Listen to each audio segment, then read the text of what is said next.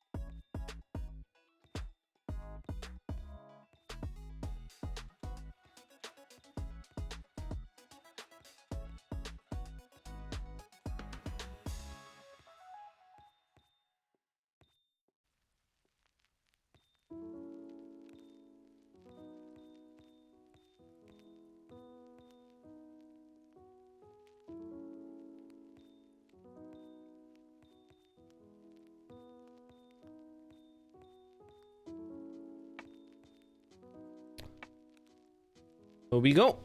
So we're sorry my technique bugged out there in the end, but that happens, it's fine. You still saw the technique at the beginning, so it should be okay. So for Bounceshot Novice, the second of our Voltaic Novice benchmarks, which is kinda very closely related to Pazu Rasp Novice, which are both the dynamic clicking scenarios. And there are some related topics, like you have a target where you want to make a big flick and then track shortly before you click.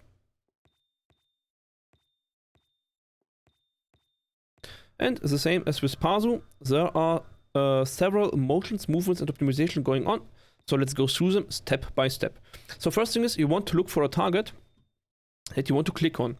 The big difference to Pazu is that you don't look for the next closest target, but you look for a target that's close to the peak where it slows down. As you can see, if you track the ball, it gets faster at the bottom and slows down at the top. At the top, it's nearly a static clicking scenario. So you could basically also play it like a clicking scenario with a time constraint. It rather roughly be the same. Of course, if I could click. Then you basically after looking for the target, you make a big flick with your arm onto the target, and there you plant your wrist and start tracking the target. Of course, if you're a palm grip player, you don't have the specific change in motions. You make an arm flick and then you track with your arm. But if you have like a claw or fingertip grip, there are some variations where you switch to fingers and palm after the big arm flick.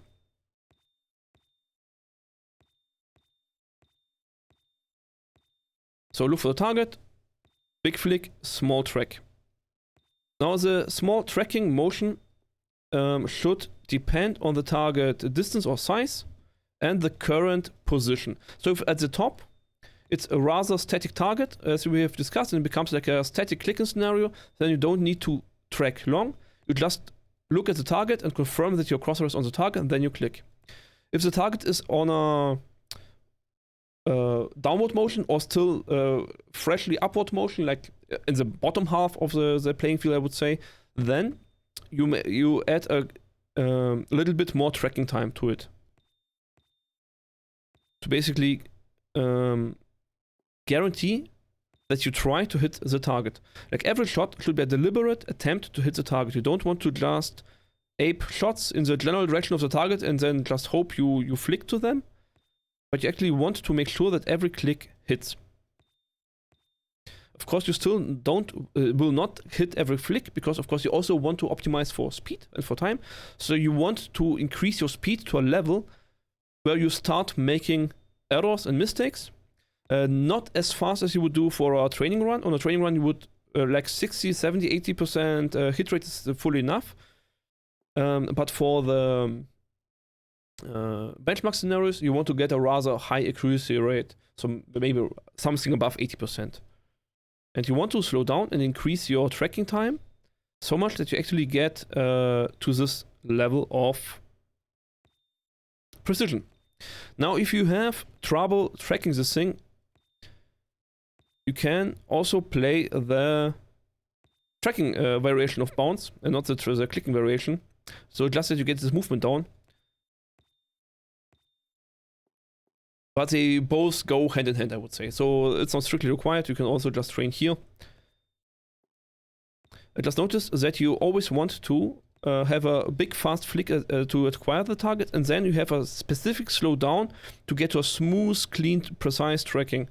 So you basically do not want to get taken off the target after your big flick. You really want to stay with the crosser onto the target at all times. So it shouldn't look like this, if you can avoid it. But really try to calm yourself down and really go with a high precision attempt. I mean, this is something you might not be able to do right yet. It's something you should strive to work towards, I would say. So don't think you are doing a good job just because you hit the target. But also keep in mind that the faster you can clean your track, the faster you can confirm that you're on target, the faster you can click. So the speed and precision in dynamic clicking are going hand in hand. And they are very closely related. Because if you have no speed, you might have a 100% accuracy to the position of the target, but when you arrive, the target is already gone, basically. So it also the same goes if you always trail behind, then you basically also are never on the target. So it's kind of you need both, more or less. Just try to get the big flick and then this transition to the smooth, clean track.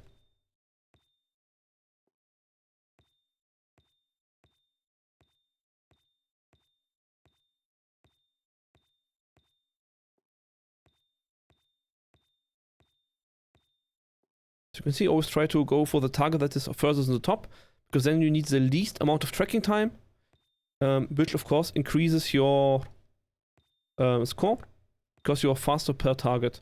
So longer you need to track, the lower your score will be, because you're wasting more time per target. Not wasting, but you require more time per target. And this is not something that needs to be ultra clean. It just needs to be something that you keep in mind, that targets that are closer to the top are better. And this is more like if you have, like if you are looking like this, you have only 2 targets, then which one of both you flick? Now I have only one, of course, then you track only 1 target. But if you look like this, now I have like 4 targets, then you go for the one that is easiest.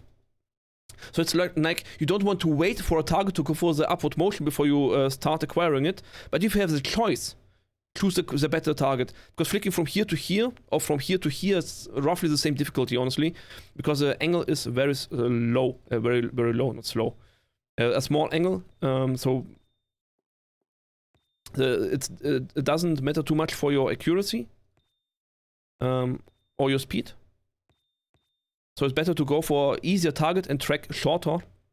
But if you don't have the choice to go for an easy target, go for a hard target and just track a little bit longer. As long as you have to track, just track as long as you have to track. Then additionally, I want to add that you, like you saw it in my benchmark run, I did this mistake myself a couple of times. If you miss a target, like is this you missed, you don't want to continue tracking it. Because basically on your last step, like you make a big motion, then you track, then you confirm with your target, and right the moment you click, you also look for the next target. You do not stay on the target to confirm if you have hit it or not. You confirm before you click.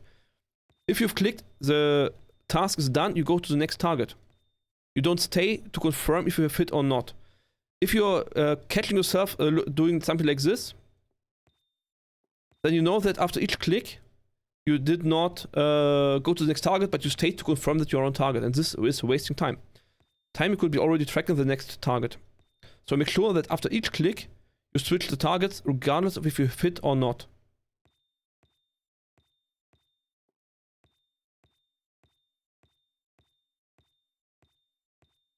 Okay, I think that's everything from me right now. Hope you enjoyed the explanation. If you liked it, follow me on Twitch, ask questions on YouTube, hit follow, like, subscribe, share the video. See you in the next one. Bye bye!